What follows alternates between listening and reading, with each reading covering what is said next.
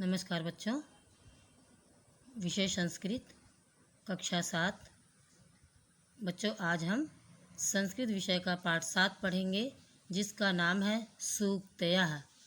इसका अर्थ है अच्छी बातें। बच्चों, इसमें श्लोक दिए गए हैं। इन श्लोकों के माध्यम से यह बताया गया है कि हमें जो है किस तरह के कार्य करना चाहिए कि सभी के स्नेह का पात्र बने।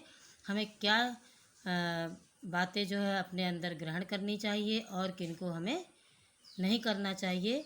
इन सब बातों के बारे में इस श्लोक में बताया गया है, क्योंकि अच्छी बातें सीखने के तो अनेक फ़ायदे हैं और गलत बातें सीखने के बहुत ज़्यादा हानियाँ हैं। तो उसी के बारे में यहाँ बताया गया है। तो आइए हम पहला श्लोक देखें। विद्यालयस्य यः छात्रः सदा पालयति प्रथाम् भवति स्नेहपात्रं सः गुरूणां नात्र संशयः। विद्यालय से पहले एक एक शब्द का अर्थ हम देखेंगे। विद्यालय से विद्यालय का या विद्यालय के, यह का अर्थ है जो, छात्र यानी विद्यार्थी, सदा हमेशा, पालयति पालन करते हैं, प्रथाम रीति रिवाज या नियम, भवति होते हैं होता है, स्नेह प्रेम का, पात्रम पात्र यानी योग्य, सह वह गुरुणाम गुरुओं का, नात्र संशय नहीं है, संशय संदेह। इसका अर्थ ये हुआ एक एक शब्द का। अब आइए देखें। जो, यह का अर्थ है, यहाँ से अर्थ है पूरा एक लाइन से। यह का अर्थ है जो, छात्र यानी विद्यार्थी, विद्यालय से विद्यालय के, प्रथाम नियमों का सदा हमेशा पालन करते हैं, भवति स्नेह पात्रम स गुरुणाम वह गुरुओं के, स्नेह के, प्रेम के, पात्रम यानी योग्य होते हैं, योग्य भवति होते हैं, वह गुरुओं के प्रेम के योग्य होते हैं, नात्र संशयः इसमें संशय संदेह नहीं है, जरा सा भी संदेह नहीं है। एक बार सीधा अर्थ देखें। जो विद्यार्थी हमेशा नियमों का या रीति रिवाजों का पालन करते हैं, किसके? विद्यालय के। जो विद्यार्थी विद्यालय के नियमों का हमेशा पालन करते हैं, वह गुरुओं के प्रेम के योग्य होते हैं। इसमें जरा सा भी संदेह नहीं है, संशय संदेह नहीं है। अगला श्लोक है। यह चोरयति द्रव्याणि कारागारं सः गच्छति किंतु विन्दति मानं सः दीनानां यः सहायकः। यह का अर्थ है जो चोरयति चोरी करता है, द्रव्याणि वस्तुओं की, कारागारम यानी जेल को, सह वह, सह का अर्थ है वह, गच्छति जाता है, किंतु लेकिन, विन्दति प्राप्त करते हैं, मानम इज्जत को, सह वह दीनानाम गरीबों की, यह का अर्थ है जो सहायक सहायता करते हैं। सीधा अर्थ है बच्चों अब इसका। जो द्रव्याण यानी वस्तुओं की, जो वस्तुओं की चोरयति चोरी करते हैं, सह वह कारागारम जेल को, गच्छति जाते हैं, जो वस्तुओं की चोरी करते हैं वह जेल को जाते हैं, किंतु लेकिन, यह यानी जो सहायता करते हैं, किसकी? जो दीनानाम गरीबों की सहायता करते हैं, सह वह मानम मान यानी इज्जत को, विन्दति का अर्थ है प्राप्त करते हैं। जो वस्तुओं की चोरी करते हैं वह जेल को जाते हैं, लेकिन जो गरीबों की सहायता करते हैं वह इज्जत मानम इज्जत को प्राप्त करते हैं, सम्मान को प्राप्त करते हैं, मान सम्मान समाज में उनका बढ़ता है। तो आपको सीधा अर्थ लिखना है कि जो वस्तुओं की चोरी करते हैं वह जेल को जाते हैं, लेकिन जो गरीबों की सहायता करते हैं वह इज्जत को प्राप्त करते हैं। विंदति मतलब प्राप्त करते हैं। अगला श्लोक है वर में कहा गुड़ी पुत्र नाचा मूर्ख शतान्यपि एका चंद्र तमोहंति नाचा तारा गणाः अपि। वर वरम धन एक। बच्चों यहाँ पर दो शब्द हैं, वरम धन एकः। वरम का अर्थ होता है अच्छा, एक संख्या हो गई, गुड़ी पुत्र यानी गुणवान पुत्र, नाचा नहीं, मूर्ख शतान्यपि शतानि धन अपि। इसमें दो शब्द हैं, शतानि मतलब 100, अपि मतलब भी। एक चंद्र है चंद्रमा, तमो अंधकार, हंति मारता है, दूर करता है, नाचा तारागणा ना तारों का समूह, तारागणा मतलब तारों का समूह, अपि का अर्थ है भी। एक मेकम था ना यहाँ पे वरम धन एक, तो एक गुणवान पुत्र वरम अच्छा होता है, ना कि 100 शतान यानी 100 मूर्ख पुत्र। अब इसका अर्थ इस तरह से 100 मूर्ख पुत्रों की अपेक्षा एक गुणी पुत्र अच्छा होता है। जिस प्रकार एका चंद्रा तमोहंति, जिस प्रकार एक है कि मतलब एक चंद्रमा अकेला होता है, लेकिन वह अपने उजाले से तमोहंति अंधकार को, तम का अर्थ है अंधकार को दूर कर देता है, मार देता है, नष्ट कर देता है। लेकिन तारागणों का पूरा तारों का जो समूह होता है वह अंधकार को दूर नहीं कर पाता है। उसी प्रकार बच्चों 100 पुत्रों की अपेक्षा एक गुणवान पुत्र अच्छा होता है।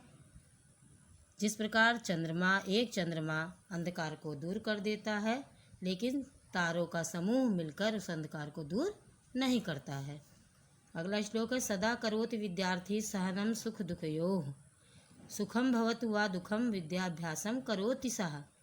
सदा यानी हमेशा, करोति करता है, विद्यार्थी सहन सुख और दुख को, सुखम सुख, भवतु हो, वा का अर्थ अथवा या, दुख विद्याभ्यासम करोति सः विद्याभ्यास करता है वह।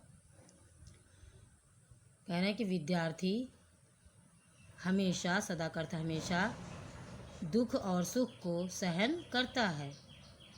सुख हो या दुख हो वह विद्याभ्यास करता है। विद्यार्थी हमेशा सुख दुख को सहन करता है, सुख हो अथवा दुख हो वह विद्याभ्यास करता है। अगला श्लोक है अभिवादनशीलस्य नित्यं वृद्धोपसेविनः चत्वारि तस्य वर्धन्ते आयु विद्या यशो बलम। कह रहे हैं कि जो व्यक्ति सभी को अभिवादनशील से अभिवादन करता है, नित्यम वृद्धोपसेविना नित्य हमेशा बूढ़ों की सेवा करता है, चत्वारि तस्य 4 तस्य उसके बढ़ते हैं। कौन कौन सी वस्तुएं बढ़ती हैं? आयु विद्या यश और बल। जो व्यक्ति सभी को या जो सभी को प्रणाम करता है, अभिवादन करता है प्रणाम, जो व्यक्ति सभी को प्रणाम करता है, नित्य हमेशा बड़े बूढ़ों की, वृद्धों की सेवा करता है, तस्य उसकी 4 वस्तुएं वर्धनते बढ़ती हैं, आयु विद्या और यश और बल। जो सभी को प्रणाम करता है, नित्य यानी हमेशा वृद्धों की सेवा करता है, उस पुरुष की, व्यक्ति की 4 वस्तुएं बढ़ती हैं, आयु विद्या यश और बल। ये 4 चीज़ें उसकी बढ़ती हैं। अगला श्लोक है परीक्षायां च यः बालः अन्यं पृच्छति उत्तरम जीवने सः सदा मूर्खा न प्राज्ञा सः भविष्यति। परीक्षायां परीक्षा में, च और यह जो बाला बालक अन्यम दूसरे से पृच्छति पूछता है उत्तरम उत्तर को, जीवने जीवन में सह वह सदा हमेशा मूर्खा मूर्ख रहता है, ना प्राज्ञा स भविष्यति नहीं होता है प्राज्ञा व बुद्धिमान, बुद्धिमान सह वह भविष्यति होगा, वह बुद्धिमान नहीं होगा भविष्य में। सीधा अर्थ है इसका, यह जो बाला बालक परीक्षायाम परीक्षा में अन्यम किसी दूसरे से उत्तरम उत्तर को पृच्छति पूछता है, जो बालक परीक्षा में किसी दूसरे से या दूसरे से उत्तर पूछता है, जीवन में वह हमेशा मूर्ख रहता है, ना प्राज्ञा सा भविष्यति, वह प्राज्ञ का अर्थ होता बुद्धि, बुद्धिमान नहीं होगा, भविष्य में वह कभी भी बुद्धिमान नहीं होगा।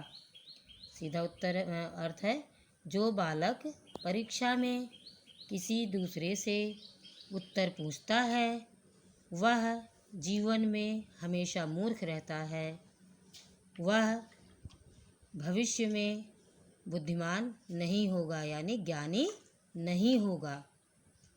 बच्चों, मैंने इस श्लोक का अर्थ आपको बताया, समझाया है। आशा करती हूँ आपको समझ में आया होगा।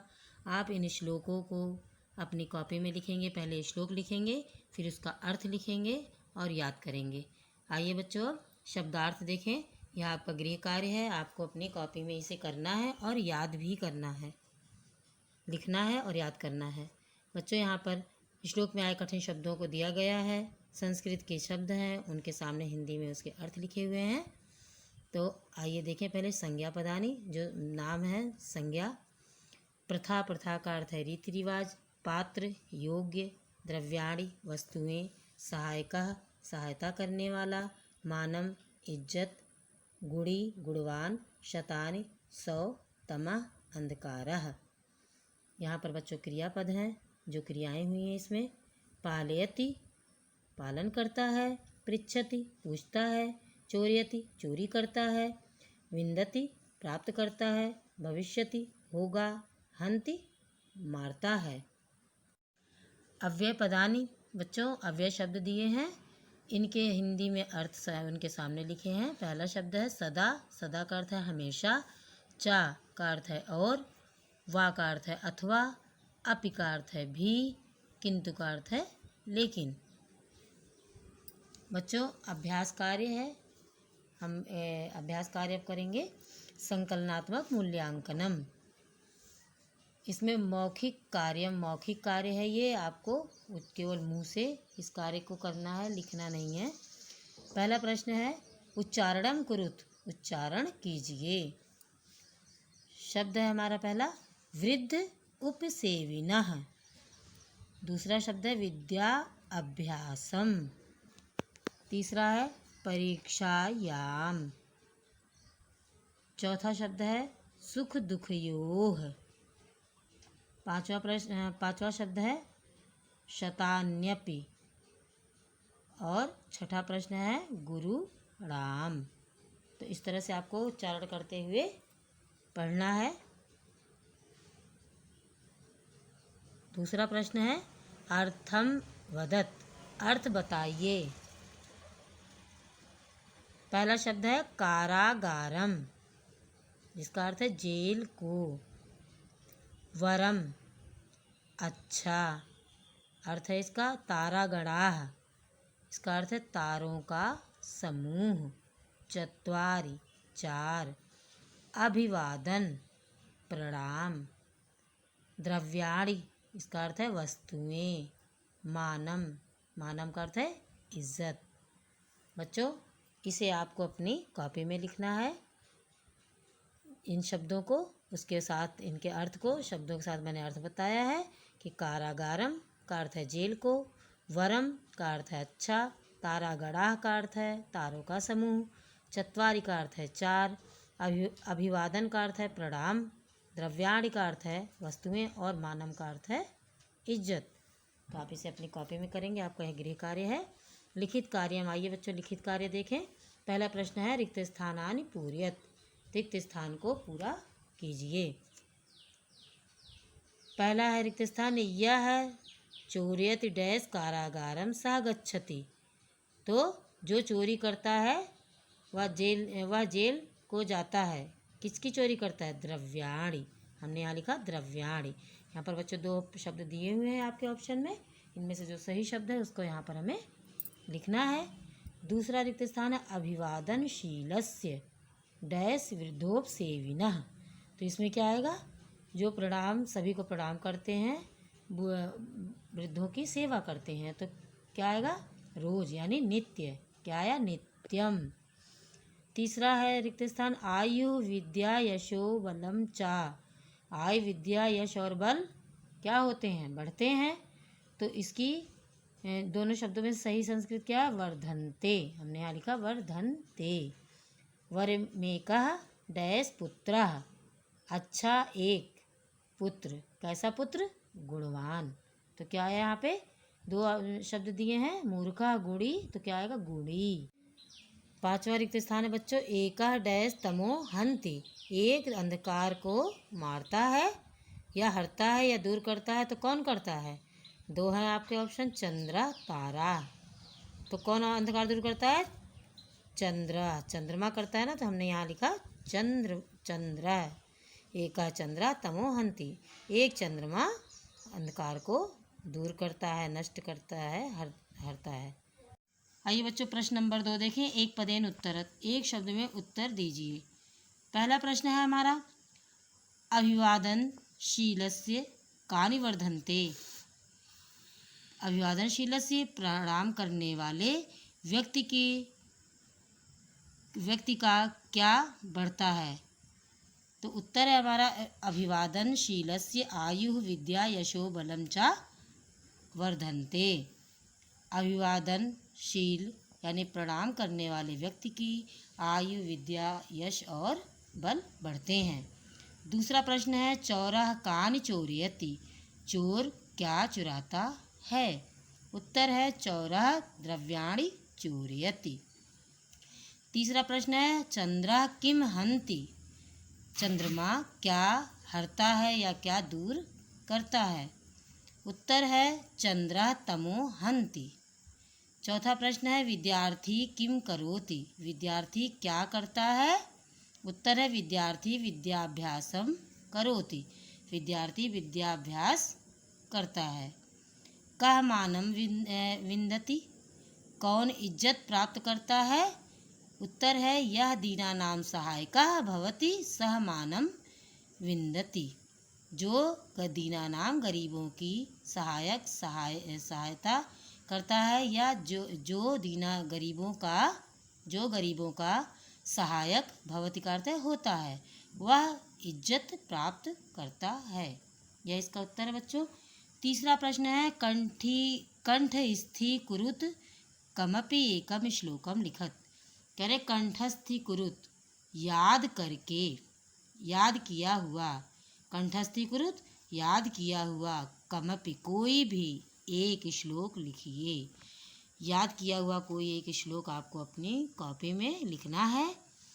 तो बच्चों अगर याद नहीं किया है तो एक श्लोक याद कर लीजिए और उसको अच्छे से अपनी कॉपी में सुंदर अक्षरों में लिखें। यह आपका क्या है? यह आपका गृह कार्य है, इसे आपको स्वयं करना है। चौथा प्रश्न है मंजूषायाः उचित पदानि चित्वा श्लोकान् पूरयत।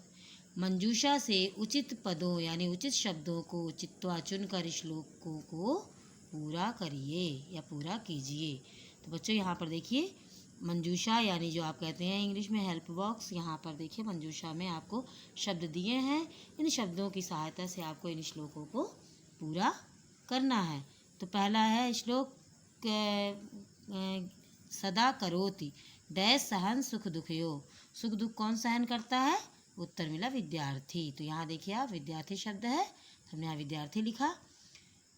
डैश वा भवतु वा डैश करोति सा। तो यहाँ क्या लिखेंगे? सुख हो व दुखम, दुख हो विद्याभ्यासम। सुखम पहले रिक्त स्थान में, फिर दूसरे में दुखम और उसके बाद विद्याभ्यासम। तो कहाँ है यहाँ पर? सुखम दुखम विद्याभ्यासम। उसके बाद आपका दूसरा श्लोक है जो रिक्त स्थान में दिया हुआ है, इसमें परीक्षायाम चा यह डैश क्या आएगा यहाँ पे? परीक्षा में जो क्या आएगा? अन्य पृच्छति, अन्य दूसरे से पूछता है। कौन पूछता है? बालः, बालक। यहाँ बालः लिखा। पृच्छति क्या पूछता है? उत्तर। तो उत्तर के लिए क्या आया यहाँ पर? उत्तरम। तो सदा वह सह सदा मूर्खाना, वह मूर्ख होता है कहाँ? किसमें? जीवन में। तो क्या आया यहाँ पर? जीवने। यहाँ देखिए जीवने दिया है, जीवने। मूर्खा ना डैश स भविष्यत, नहीं होता भविष्य में वह होगा। क्या होगा? प्राज्ञा, बुद्धिमान। तो क्या आया? प्राज्ञा यहाँ, कि वह भविष्य में कभी बुद्धिमान नहीं होगा। तो बच्चों आपको मैंने श्लोकों के अर्थ बताए, जिसे आपको अपनी कॉपी में श्लोक को पहले श्लोक लिखेंगे, फिर उसके अर्थ को लिखेंगे, और उसके बाद आप जो है श्लोकों के अर्थ लिखने के बाद आपको शब्दार्थ अपनी कॉपी में लिखना है और याद करना है। उसके बाद आप अपनी किताब में जो है रिक्त स्थान है, प्रश्नोत्तर है, और जो चौथा प्रश्न आपको अपनी किताब में ही लिखना है, और तीसरा प्रश्न आपको अपनी कॉपी में लिखना है। अच्छा सा श्लोक याद किया हुआ हो तो उसको आप लिखिए, नहीं याद किया हुआ तो याद करके और फिर अपनी कॉपी में लिखेंगे। इसी के साथ धन्यवाद।